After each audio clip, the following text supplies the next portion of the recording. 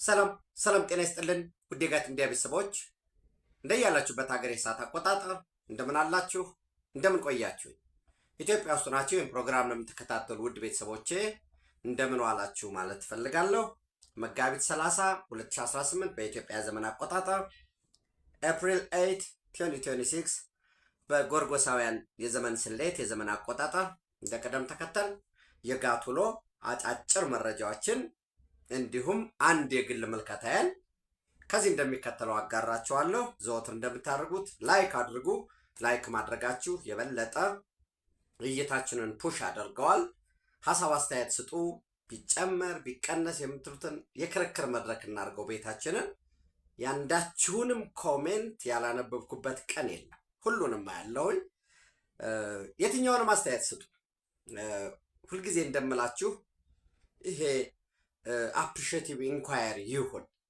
ማንኛውም ሰው ጋር ቢኖረን ግንኙነት ይሄ መልካም ጎን ነው ስንለው ሰው ለመስማት ዝግጁ ይሆናል ነገር ግን ደግሞ ይሄ ቢስተካከል ይሄ that's what appreciative inquiry ምንለው እሱን ነው በዛ ሐሳብ አስተያየት አካፍሉ anyways የትኛው ነው የጋት ሚዲያ ሜምበር ሁኑ ከትንሽ ሳንቲም ጀምራችሁ በየወሩ የምትከፈል ለዛ ሜምበር ሁኑ በሱፐር ቻት በሱፐር ታንክስ ደግፉ የጋት ሚዲያ ሁላችሁም አምባሳደሮች ናችሁ ለምታገኙአቸው ሰዎች ለወዳጆቻችሁ ለቤተሰቦቻችሁ ጋት ሚዲያ ቀድማ አፕሪሼት ኢንኳይሪ ብለን የተወሰነ ችግር አለ የድምጽም ነው ዋቴም እንፈተዋለን ከናንተ ጋር ሆነን ግን ወቅታዊ የሆነ በምክንያት ላይ የተመሰረተ መረጃ ትንተና የሚሰጥበት ነው ተከታተሉ ብላችሁ ሰብስክራይብ አስደርጉ በእርግጠኝነት ትኮራላችሁ ይሄን ካልኳችሁ በኋላ መረጃ ልስጣችሁ የመጀመሪያው እንግዲህ ተከታትላችሁታል ብዬ ተስፋ አደርጋለሁ ለባለፉት አንድ አመታት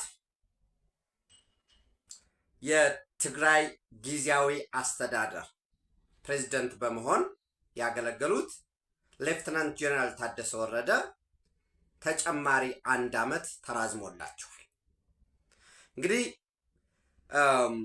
የመጀመሪያ ለመራዘም በተጻፈው ደብዳቤ ወይ የፕራይም ሚኒስተር ኦፊስ ባወጣው የህገ መንግስቱን አንቀጽ 62 ንዑስ አንቀጽ 9 ይጠቅሳል ምንድነው አንቀጽ 62 ንዑስ አንቀጽ 9 ካል ማንኛውም ክልል ይህን ህገ መንግስት በመጣስ ህገ መንግስታዊ ስርዓቱን አደጋ ላይ የጣለ እንደሆነ ማንኛውም ክልል ይህን ህገ መንግስት 1987 ህዋት ኢህአዴግ ያጸደቀውን ህገ መንግስት በመጣስ ህገ መንግስታዊ ስርዓቱን አደጋ ላይ የጣለ እንደሆነ የፌደራል መንግስቱ ጣልቃ እንዲገባ ያዛል ይላል ያለ ምንም ሁኔታ ዘን ጣልቃ ከገባ በኋላስ ምን ያደርጋል የሚለውን በኢትዮጵያ ታሪክ ጋምቤላ ላይ አጋጥሟል ታስታውሳላችሁ ኦልሞስት ክልሉ በሚባል ደረጃ ህገ መንግስቱን የጣሰ ተግባር ውስጥ ተሰማርቷል ዘን ይሄንን ሲያጋጥም የፌደራል መንግስት መግባት ብቻ አይደለም ምንድነው የሚያደርገው ሲባል ምርጫ እስኪኖር ድረስ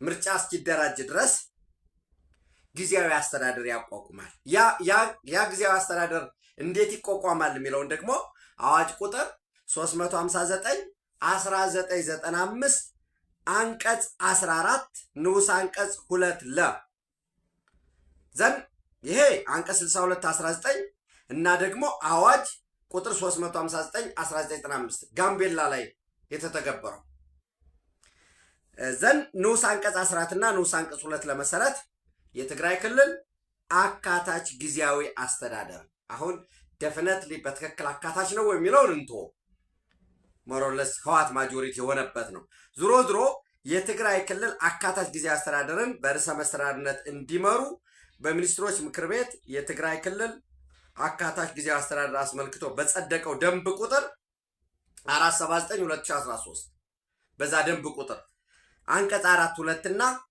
የአመቱን የሥራ አፈጻጸም ባቀረቡት መሰረት ጠቅላይ ሚኒስትር አብይ አህመድ ዶክተር ከሚያዝያ 1 ቀን 2018 ዓ.ም ጀምሮ ከነገ ጀምሮ ማለት ነው ሌፍተናንት ጀነራል ታደሰ ወረደ ለአንድ አመት ሹመታቸውን አራዝመውላቸዋል ሰውኔ ምንድነው የምትጠብቀው ካላችሁኝ አሁን ምንድነው የምጠብቀው ወደሚለው እንሂድ።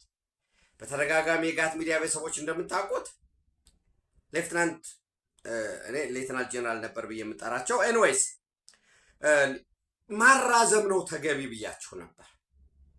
ሰው ስለተራዘሙ ፐርሰናሊ በጣም ደስተኛ ነኝ ስለተራዘመላቸው። ውስንነቶች አሉ። አው ከ8 የመፈጸም ከ8 ነጥቦች 8 የቃል ኪዳን ነጥቦች ታጣቂዎችን ትጥቅ ማስፈታት፣ ወደ ዲሞቢላይዜሽን ሴንተር መሄድና መልሶ ሪኢንተግሬት ማድረግ ወደ ማህበረሰቡ፣ የኢፌድሪ ህገ መንግስትን ማስከበር፣ የውጭ ግንኙነትን በተመለከተ ከታጣቂዎች ጋር ያለን ግንኙነት፣ የተቋረጡ አገልግሎቶችን መመለስ፣ የወደሙትን በጦርነቱ ችግር የደረሰባቸውን መልካም አስተዳደርን ማቅረብ፣ በአገራዊ ምክክር ውስጥ የትግራይ ህዝብ የፖለቲካ ኃይሎች በቀናነት ያለምንም መሰናክል እንዲሳተፉ ማድረግ፣ ተፈናቃዮችን መመለስ፣ የተመለሱትን ያለውን ችግር መፍታት፣ መነጋገር፣ እነዚህ ጉዳዮች አሉ። እነዚህን ለመፍታት የትግራይ ጊዜያዊ አስተዳደር እኔ ፐርሰናሊ ማምነው የብላክ ፕሮፓጋንዳ ሰለባ ነው። ይህንን መውሰድ መቻል አለብን። እኔስ በዛ ተጠቂ ላለመሆኔ ምን ያህል እርግጠኛ ነኝ የሚለውን ነው። ቀና የሆነ ኢቫሉዌሽን ያስፈልጋል። ፐርሰናል ሰልፍ ክሪቲክ ያስፈልጋል። በዛ በኩል አንድ ህዋት አለ፣ ሻዕቢያ አለ፣ ጽንፈኛው ፋኖ አለ። የሻዕቢያ የጽንፈኛው ህዋት የጽንፈኛው ፋኖ የጽንፈኛው ሸኔ የነዚህ መዋቅር ደጋፊዎች ነጭ ለባሾች በፖለቲካ ፓርቲ ስም፣ በሃይማኖት ስም፣ በንግድ ስም፣ በመንግስታዊ መዋቅር በፓርቲ መዋቅር ውስጥ ደግሞ ተሰግስገዋል። ስለዚህ አእምሯችን ውስጥ እንዲቆጣጠረን የፈለጉ ወይም 24/7 የሚነዛው ብላክ ፕሮፓጋንዳ ጥቁር ፕሮፓጋንዳ ትግራይ ውስጥ ልማት የለም፣ ትግራይ ውስጥ የመልሶ ማቋቋም ጉዳይ የለም፣ ትግራይ በቃ ይሄ ዋርሎርዶች የሚንቀሳቀሱበት ልክ ዲሽቃ ጠምዶ ብሬን ጠምዶ ከአንድ ቦታ ወደ አንድ ቦታ ያ ነው አእምሯችን ላይ በቃ ኮንትሮል ያደረገ። እንደዛ ነው ወይ ሁሉ ነገር የሚለውን በደንብ ማየት ያስፈልጋል። ጦርነት እንዳይኖር ያ ማለት ለምሳሌ ሌፍትናንት ጀነራል ታደሰ ወረደ ኮንቴስትድ የሚባል ኤሪያ የለም፣ ትግራይ የበለጠ የምትጠይቀው ተጨማሪ መሬት እንጂ የምትሰጠው የለም ወዘተረፈ። ኦፍኮርስ ለሚመሩት ህዝብ እንደዛ ነው የሚባለው። ለምትመራውት ልክ ይሄ ቀጥዬ የማነሳላቸው የተለያየ ነገር ነው የሚቀርበው። ለኢራናውያን የሚቀርበው የድርድር ውጤት ተብሎ ለኢራን ህዝብ የሚቀርበውና አሜሪካ ደግሞ የሚያቀርቡት የተለያየ ነው። ለህዝብ የምታቀርበው ምክንያቱም አዲስ አይደለንም እኛ ባድሜ ተፈረደልን ተብሎ እኮ ሰልፍ የወጣን ህዝቦች ነን፣ እንዳንረሳ ያንን በኋላ እውነታው ሌላ ቢሆንም እና ከዚህ ጋር ተያይዞ የኢራን የሰላም ድርድርን የተወሰነ ሃይላይት አደርጋለሁ። የግል ምልከታ ያልኩት እሱን ነው። የጋራ ሚዲያችንን ጋትን የሚወክል አይደለም። ጋት ውስጥ ሮል አለኝ። ምናልባት ቪዲዮ እየጫንኩ ያለሁት እኔ ልሆን ይችላል። ጋት ሚዲያ ግን የሁላችን፣ የእናንተ ሀሳብ አስተያየት፣ የእናንተ ምልከታ፣ የእናንተ ወቀሳ፣ የእናንተ ማበረታቻ ነው ሚዲያውን ያስቀጠለ ያለው። ሶሪ ሰው የተከናወኑ ስራዎች አሉ። በዛ ውስጥ ግን ፈተና የለም ወይ? ደፍነትሊ ፈተና አለ እና ጊዜያዊ አስተዳደሩ በትልቅ ሀብል እግሩ የታሰረ ብላችሁ ሰሉት። የሆነ መንቀሳቀስ ሲፈልግ ወደኋላ የሚጎትተዋል። ያንን ደግሞ በወታደራዊ ዘርፉም አብረው የታገሉ ፒውርሊ ተግባብተው ለመስራት የሚችሉ እኚህ ሰው ናቸው የሚል እምነት አለኝ። በቀጣይ 1 ዓመት በተለይ በህዋት በኩል ያው ለደጋፊዎቹ የሚያስጨፍረው የሚናገረው ሌላ ጉዳይ ሆኖ እንጂ ከአውሮፓ ህብረትም ከኤምባሲዎችም ቀጭን ማስጠንቀቂያ ተሰጥቶታል። ወደ ውጊያ መግባት አትችሉም የሚል ነገር ግን ያው ይህን መናገር አይፈልጉም። በቆረጣ ህገወጥ በሆነ መንገድ በነገራችን ላይ ተጨማሪ መረጃ አግኝቻለሁ። የህዋት 45 የሚባለው ይሄ የ45 አባላትን የያዘው የህዋት ምክር ቤት ኢብን አስፈጻሚው የማያውቀው እንግዲህ ህዋት የድሮ ጥንካሬው ካለ ፈትለወርቅ ትገመገማለች ያምናለሁ። 45ቱም 9ኙም ሆኖ በምን አግባብ ነው ወደ ወረዳዎች ይሄ መመሪያ የደረሰው? እነዚህ ሀይል የሚባሉ ወረዳዎች አድዋ፣ ቢያዲ፣ ማይጨው፣ እንትጮ ሞሮለስ የማዕከላዊ አድዋ ያለበትን ጨምሮ ይሄ ማዕከላዊ ዞን የሚባለው ያን ውሳኔ ወስነዋል። ዛሬ ዚፕ አድርገዋል። ለምንድን ነው ዛሬ ስብሰባ የሌለው የሚለውንም ያለኝን መረጃ ወደ እናንተ አደርሳለሁኝ እና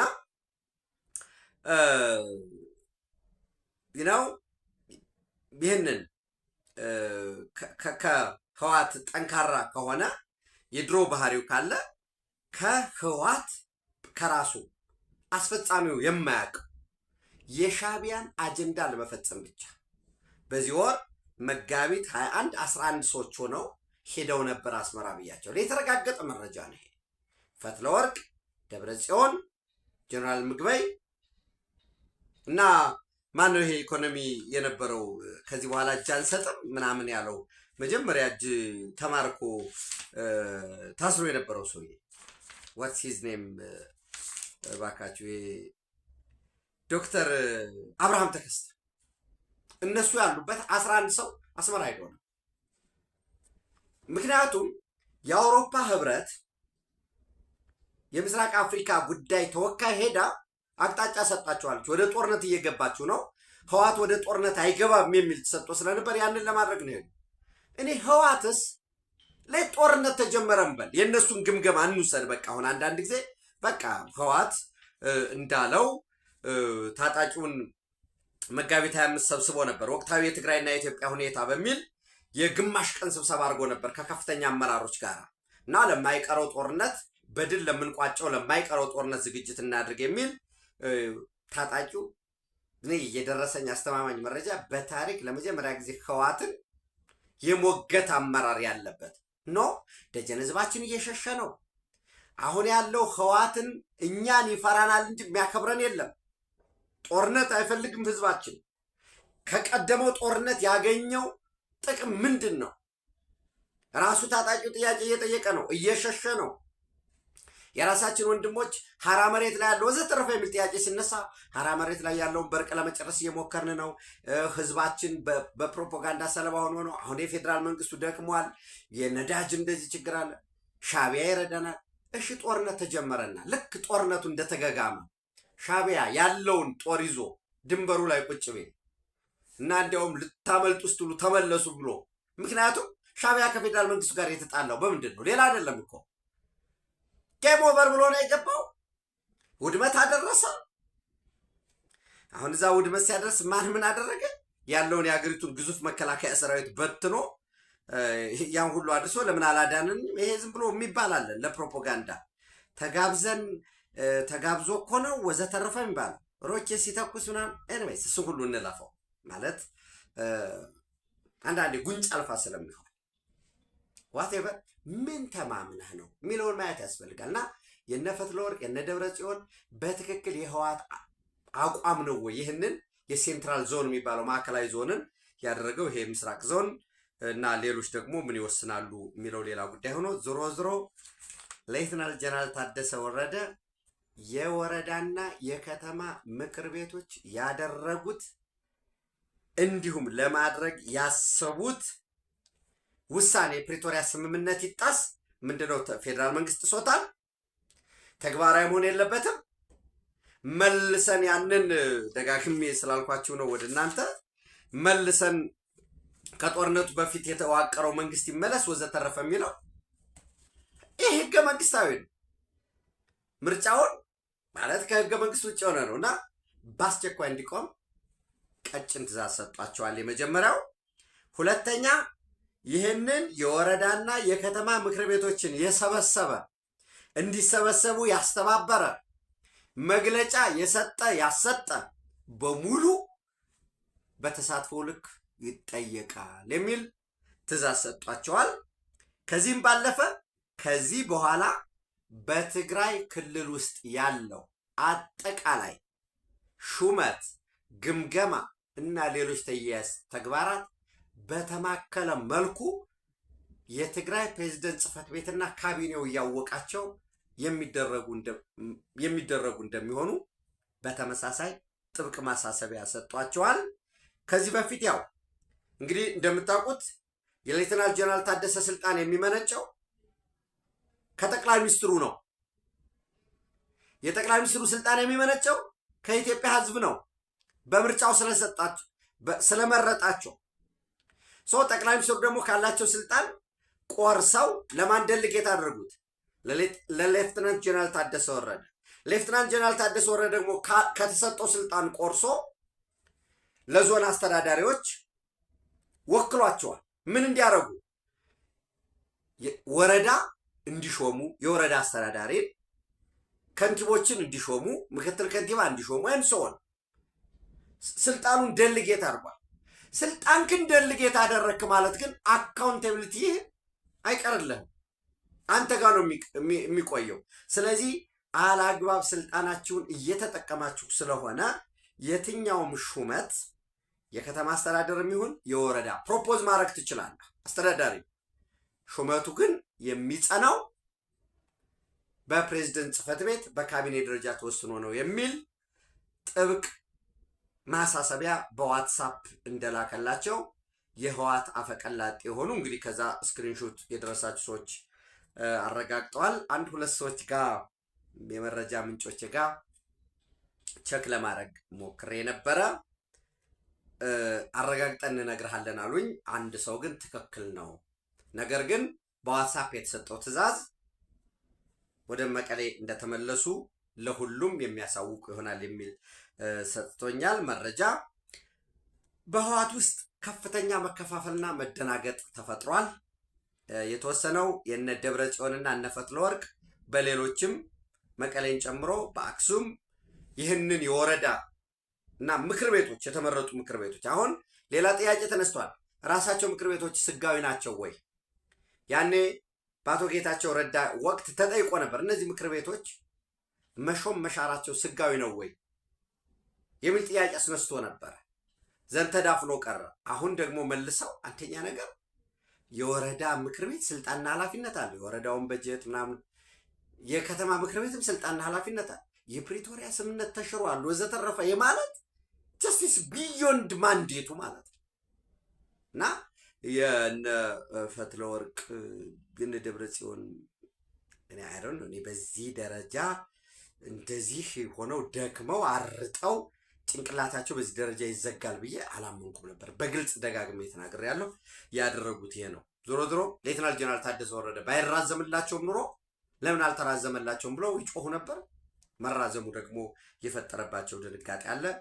ሪሸፍል እጠብቃለሁኝ። እኔም ፐርሰናሊ ሌፍትናንት ጀነራል ታደሰ ወረደ ሄደው ካቢኔያቸውን እንደገና አካታች አድርገው እንዲያዋቅሩ እንዲያደራጁ ፈልጋለሁ። ሌሎች ደግሞ ይሄ አሁን አንዳንዱ ሰዎች ሲጽፉ መከላከያ ሊገባ ነው ወዘተረፈ ብለው የሚጽፉ ሰዎች አሉ።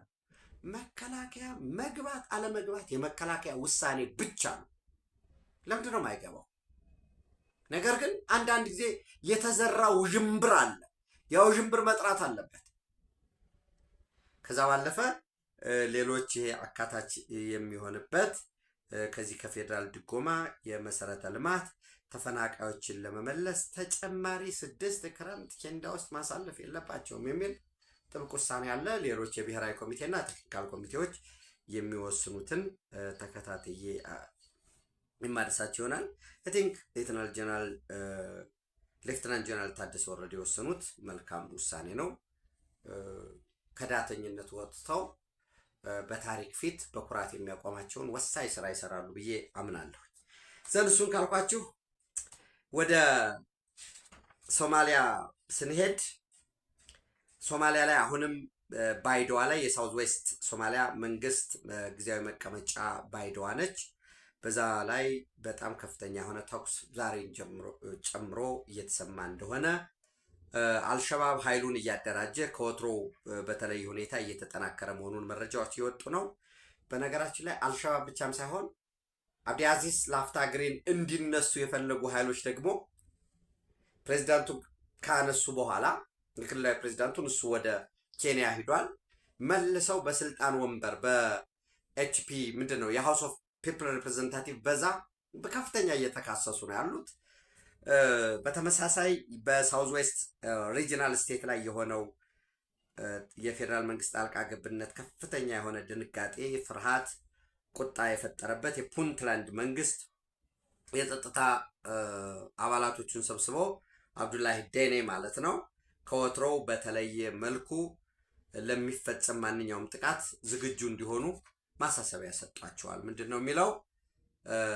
ምናልባት ሶማሊያስ ፑንትላንድ ሊደር ፑትስ ፎርስስ ኦን አለርት ኦቨር ፊርስ ኦፍ ፌደራል ኢንተርቬንሽን ይላል። የሶማሌ ጋርዲያን ዛሬ አፕሪል 8 2026 ያወጣውን ብታዩት ደስ ይለኛል።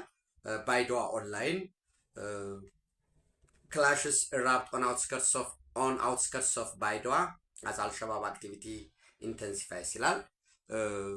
እንግዲህ ይሄ የሶማሊያን ጉዳይ ደጋግሜ ወደ እናንተ የማደርሰው ድንበር፣ ታሪክ፣ ቋንቋ፣ ባህል፣ ህዝብ የምንጋራ ስለሆን ሶማሊያ ላይ የምትፈጠር የትኛዋም ኮሽታ እኛ ጋር ንዝረት ስላለው ነው ማለት መጠኑ ካልሆነ በቀር we are connected እኮ በቃ የአንድ ዓለም ነዋሪዎች መሆናችን የሆርሙዝ መዘጋት ወይ የሆነ ቦታ ላይ ሊመስለን ይችላል። የፓናማ ካናል ቢዘጋም የጫናው ኢንተንሲቲው እና ወይቱ ካልተለያየ በቀር we are connected የዓለም አንድ አካል ሆነናል። ኦፍ ኮርስ የኛ ኢኮኖሚያችን የበለጠ እያደገ በሄደ ቁጥር ኮኔክቲቪቲያችን እየጨመረ ይሄዳል። ኢኮኖሚያችን ካላደገ ዝቅ ካለ በዓለም ገበያ ላይ የማንሳተፍ ከሆነ አሁን አንዳንዱ የሆነ አገር ላይ የፋይናንሻል ክራይሲስ ሲያጋጥም እኛ ነፃ መሆናችን ሊያኩራራን የሚገባ አይደለም። ሲወድቁም መውደቅ ሲነሱ መነሳት ነው ያለብን እና ኮኔክቲቪቲ በዛ ትልቅ ኦሽን ውስጥ መሳተፍ ይጠበቅብናል። የሶማሊያን ጉዳይ ከዚህ አንጻር ነው በሰፋ ጉዳይ ለመከታተል የምሞክረው እና ወይም መረጃ ወደ እናንተ የማርሰው ዘን ይሄን ካልኳችሁ በኋላ ቀጣዩ ጉዳይ የኢራን አሜሪካ የሰላም ድርድር ነው። በነገራችን ላይ በትናንትናው ዕለት ምሽት ላይ ያው ጀስት በጋት ቤተሰቦች በጣም ሎው የሆነ ዝቅተኛ ነው ሰዎች ባላችሁበት ስለተለቀቀ ነው 7 ሰዓት ምናምን ሌሊት ላይ እንጂ እኔ ለኢራናውያን ታላቅ ክብር አለኝ። በህይወት የአርበኝነት ምስክር እነሱ ናቸው። ትናንት ያው በጣም የሚያሰጋ ነው የነበረው።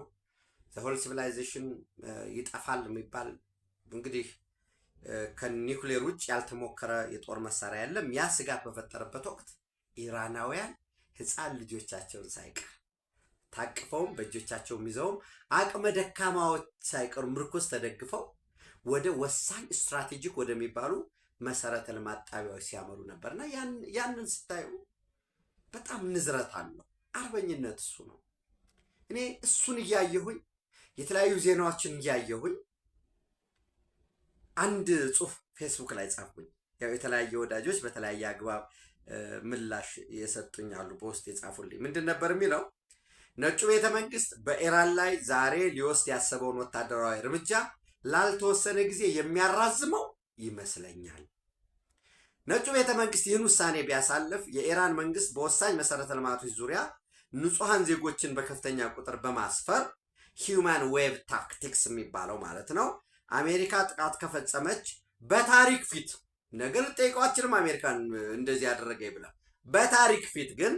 በታሪክ ፊት በዘር ማጥፋት ወንጀል ለመክሰስ የያዘውን እቅድ ዲክተር ለማድረግ ለማወናበድ የሚረዳ ይሆናል እና ሰላም ለምድራችን ብዬ ነበር። ኖ ወዳጆቼ፣ በጣም ማከብራቸው ወዳጆችን ጨምሮ ኖ የኢራን መንግስት ሂዱ ወደዛ ወደ ድልድዮች፣ ወደ ባቡር መሰረተ ልማቶች፣ ወደ ኃይል ማመንጫ ጣቢያዎች፣ ወደ ኤርፖርቶች ብሎ አላስገደደም።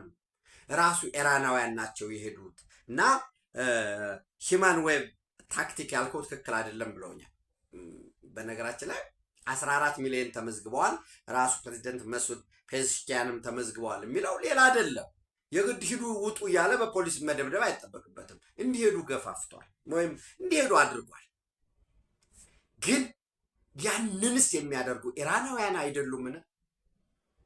እንደ ኢራን ኮሚኒቲ እንደ ኢራን ሶሳይቲ ዲቪዚቭ እኮ አለ፣ ልዩነት አለ።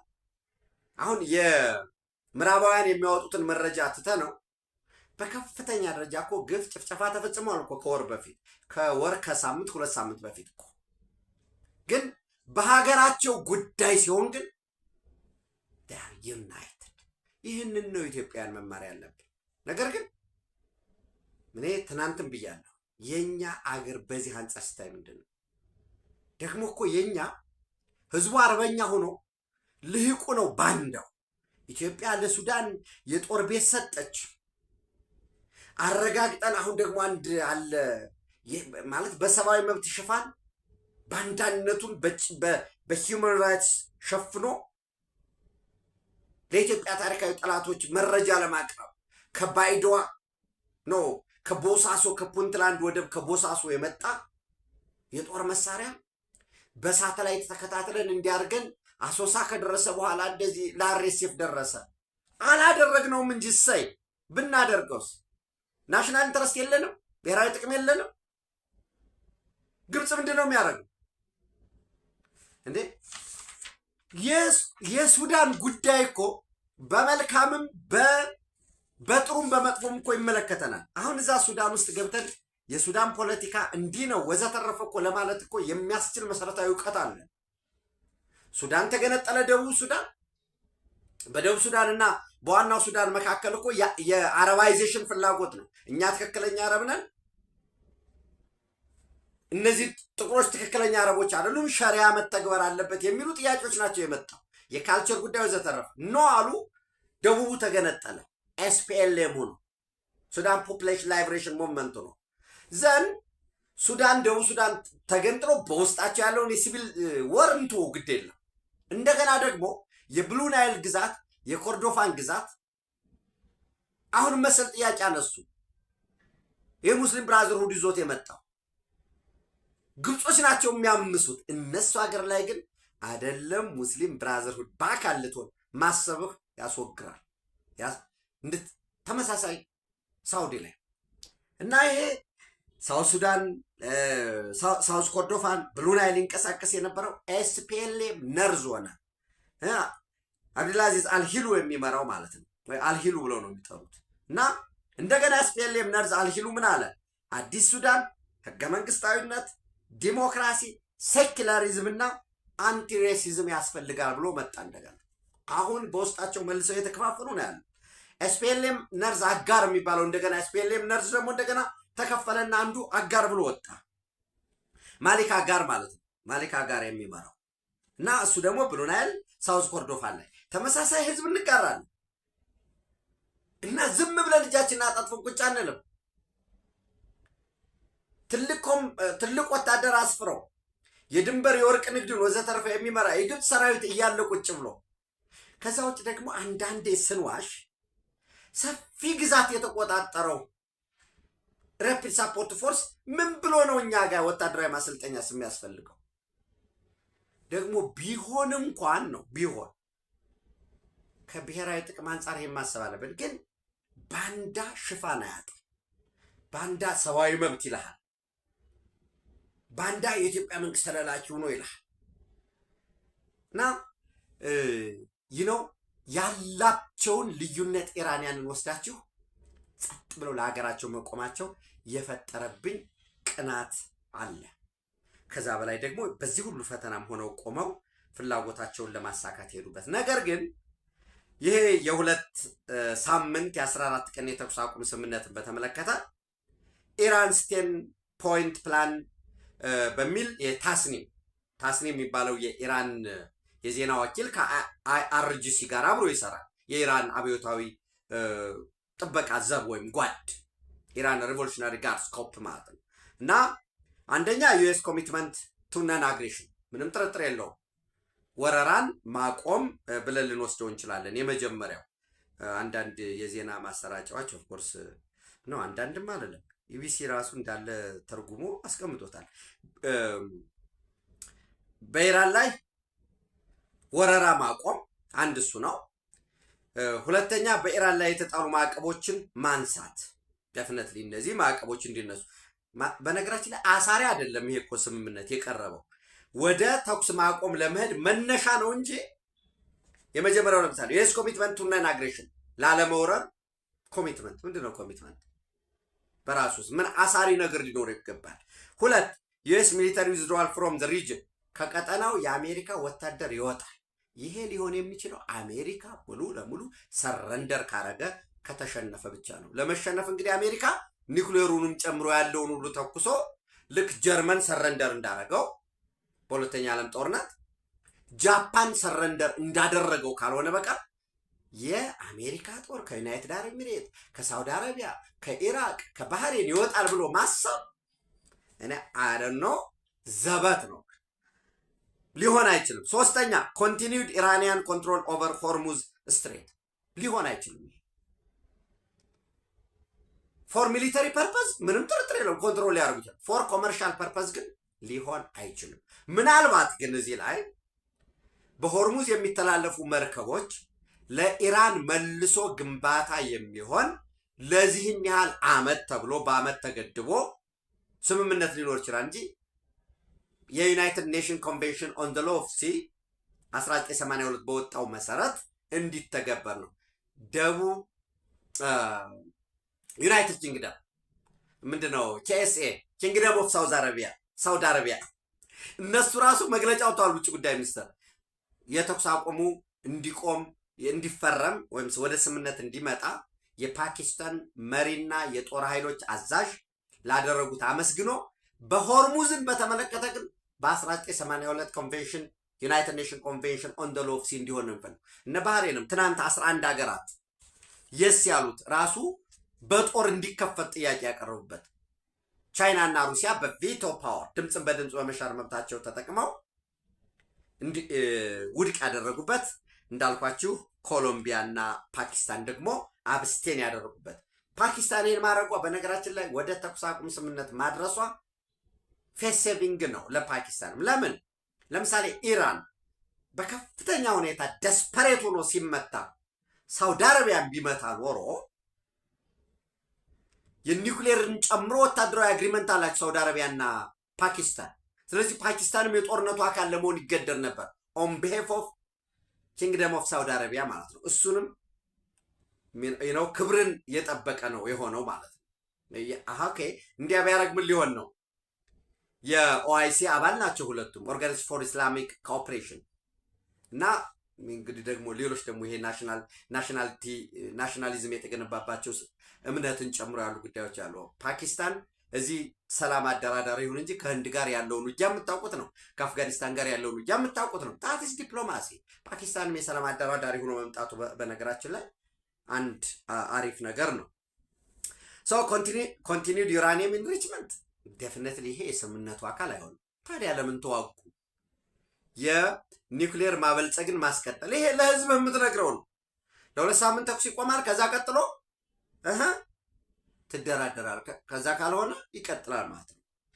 ኮምፐንሴሽን ፔድ ቱ ኢራን ሜቢ በወሳኝ መሰረተ ልማቶች ላይ የወደሙትን ሜክ ኢራን ግሬት አጌን በሚል ድጋፍ ሊደረግ ይችላል። ዩኤስኤድ ምናምን። ዩኤስኤድ በነገራችን ላይ የተፈጠረው ለምንም አይደለም። በጦርነት የወደሙ ያኔ በሁለተኛ ዓለም ጦርነት የወደሙትን መልሶ ለመገንባት ነው። ስለዚህ እነዚህ በመልሶ ግንባታ ባቡር፣ መንገድ፣ ፔትሮኬሚካል ኢንዱስትሪ ወዘተረፈ ብሎ የሚገባው ደግሞ የራሱ ኢንተረስትም ስለሚኖረው ሊሆን ይችላል። እሱ ኦል ፕራይመሪ ሳንክሽንስ ሊፍትድ ሜቢ ሊሆን ይችላል። ሁሉም መሰረታዊ ማዕቀቦች የሚነሱበት። ኦል ሰከንዳሪ ሳንክሽንስ ሊፍትድ እሱም ሊሆን ይችላል። የዩኤን ሴኩሪቲ ካውንስል ሪዞሉሽን ተርሚኔትድ የተባበሩት መንግስታት የጸጥታው ምክር ቤት የጣላቸው ማዕቀቦች እነዚህ ይነሳሉ። እንግዲህ መደራደሪያዎች ናቸው እነዚህ፣ ያለቀላቸው ማለት አይደሉም። ነገ አርብ ከነገ በስቲያ ማለት ነው ኢስላማባድ ላይ ድርድር ይካሄዳል። በፓኪስታን በኩል ማን ነው የሚወክል የሚለው እስካሁን አልታወቀም። አፈ ጉባኤው ሊሆን ይችላሉ የሚላለ እሱንም እንከታተላለን። አይኢኤ ኢንተርናሽናል አቶሚክ ኤነርጂ ኤጀንሲ ሪዞሉሽንስ ተርሚኔትድ። ኦኬ እሱን ምናያለን። ኖ አታክስ ኦን ኦል ፍሮንትስ፣ በሁሉም ግንባሮች አታክ ማድረግ ይቆማል ኢንክሉዲንግ ሄዝቦላ። ሊሆን አይችልም። ለምን? የሊባኖሱ ሄዝቦላ ሲጀመር ራሱ ሄዝቦላ ተስማምቶ እኔ አታክ ላላደርግ ወዘተረፈ የሚል እስካልሆነ ድረስ ሶስተኛ ወገንን ወክሎ ሄዝቦላ መጠቀሱ በራሱ ለኢራን ግሬስ ጥሩ ነው። ካልሆነ ግን ሄዝቦላ በአሸባሪነት የተፈረጀ ድርጅት ነው። ሊሆንም አይችልም። ደፍነትሊ ዛሬ ለምሳሌ እስራኤል ለቀው እንዲወጡ ነዋሪዎችን አስገዳለች። የእስራኤል ጠቅላይ ሚኒስትር ጽሕፈት ቤትን በቀጥታ የኢራንና የአሜሪካ ስምምነት ደርሶናል፣ አይተነዋል፣ ጥሩ ነው። ሄዝቦላ ግን የሊባኖሱ ሄዝቦላ ግን የዚህ ድርድር አካል አይደለም ብለዋል በሙሉ። እንዲያውም የበለጠ ቀጥቀጣ ይቀጥላል ብዬ ነው ማምነው። እንዳልኳቸው ግን ጦርነቱ መቆሙ እረፍት መገኘቱ በጣም መልካም ነው። ድርድሮች ይደረጋሉ። ልክኛ ነፍሳቸውን ይማርና የቀድሞ የውጭ ጉዳይ ሚኒስትር አቶ ስዩም መስፍን ባድሜ የተፈረደችልን ብለው ሰልፍ እንዳሰለፉን እነዚህ ነጥቦች አግኝተናል፣ ድል አድርገናል ብሎ አቀዝቅዞ ቆይቶ ቀጥሎ ወደ መሄድ ይሆናል። አሊያ ይሄ ሁሉ ከሆነ ለምን ወደ ጦርነት ገባል? ለምን መሰረተ ልማታችን ወደመ? የኢራን የስቲል የብረት ፋክተሪዎች እኮ በዓለም ከ10 ከፍተኛ ብረት አቅራቢ ሀገሮች አንዷ የሆነች ከነዳጅ በመቀጠል ሁለተኛው ግዙፍ ኢኮኖሚ በአመት እስከ 11 ቢሊዮን ዶላር በትንሹ የሚያገኙበት የወደመበት ሁኔታ ነው ያለው ማለት ነው። ሌሎች ተጨማሪ መረጃ ማስረጃዎች የተገኘላቸውን የእናንተን የግል ትንተናም የምትልኩልኝንም ሰብሰብ አድርገን የራሴን ምልከታ ማካትቼ በጋት ዕለታዊ ምሽት ወደ እናንተ ደርሳለሁ። ላሳስባችሁ ድጋሚ ላይክ አድርጉ፣ ሼር አድርጉ፣ ሀሳብ አስተያየት አካፍሉ። የጋት ሚዲያ ሜምበር ሁኑ። ጋት ሚዲያን በሱፐር ቻት በሱፐር ታንክስ ደግፉ። በጾም በጸሎት ላይ ላላችሁ ደግሞ ፈጣሪ ብድራታችሁን ይክፈልላችሁ፣ ጸሎታችሁን ይስማችሁ። ኢትዮጵያ ክብር ለዘላለም ትኑር። ታንኪዩ